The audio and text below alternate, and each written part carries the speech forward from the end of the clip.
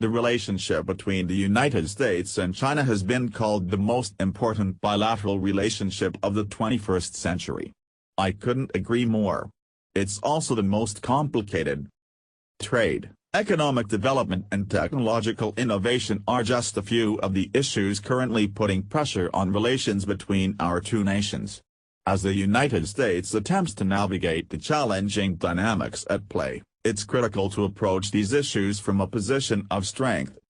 China is the United States' largest trade partner, accounting for more than 15% of all American exports.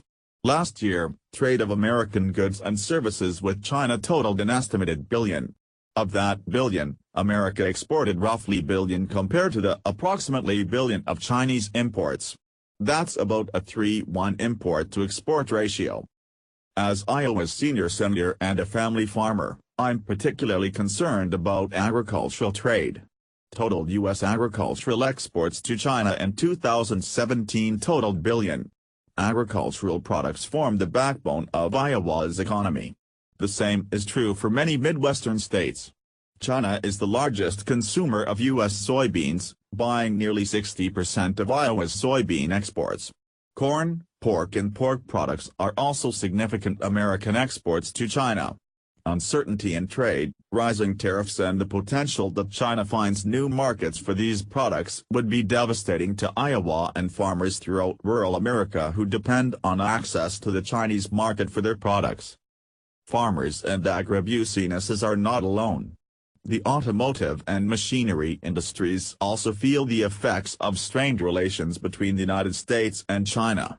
For years, China has engaged in unfair trade practices and the United States must stand up for American interests. President Trump and his administration have taken a hard line on trade with China. They are working to balance trade inequalities and I support their efforts. For too long, China has aggressively pursued practices that undermine American ownership, innovation and entrepreneurship. It also isn't playing by the rules of the World Trade Organization, WTO. China has the second-largest economy in the world with trillion GDP and is an influential player in the development of the global economy. Yet, it still declares itself a developing nation and therefore receives more leniency from the WTO. At the same time, China is systematically buying up American assets and issuing predatory loans to actual developing nations. I voted to approve China's seat at the table to join the WTO. Its inclusion opened market access to the world's most populous nation. But it is long past time for China to keep its commitments and follow the rule of law. That includes not only fair trade practices but also respecting intellectual property. China conducts and supports cyber intrusions and other forms of economic espionage against American companies. The IP Commission estimates that the cost to the U.S. economy from counterfeit goods, pirated software and the theft of trade secrets could be as high as $1 billion annually. China's pursuit of U.S. technologies can't be underestimated. It must be called out for its programs and practices that exploit America's free market system and steal American ideas and innovation through coercion and outright theft. If we allow this to continue, U.S. businesses will be at a competitive disadvantage, threatening America's long-term prosperity, economic growth and job creation. On a congressional delegation trip to China earlier this year, I saw with my own eyes the economic development of this world power. It is home to 4 of the world's 10 biggest internet companies measured by market capitalization. This developing nation is outpacing the United States in the 5G race.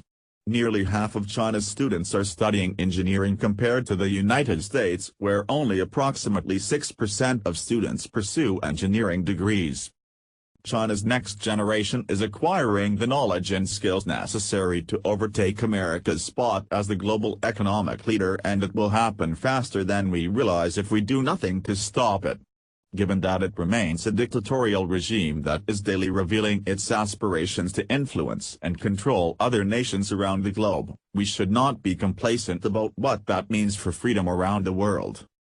President Trump, U.S. Trade Representative Robert Lighthizer, U.S. Ambassador to China Terry Branstad and so many others are taking aggressive steps to right the wrongs perpetrated by China against the United States and put our nation back on an even playing field. Congress is pursuing legislative solutions and reforms to make it harder for China to engage in unfair and illegal practices. This will be achieved through higher scrutiny of the EB-5 investor visa program and the United States Foreign Investment Review Act, which would require increased review of proposed foreign investments and their potential impact on the U.S. economy. These are important steps forward, but it's critical we don't let off the gas pedal. America must continue showing a strong, united front against China's egregious efforts to lie, steal and cheat its way to being the world's economic leader. Otherwise, the United States is sure to fall behind.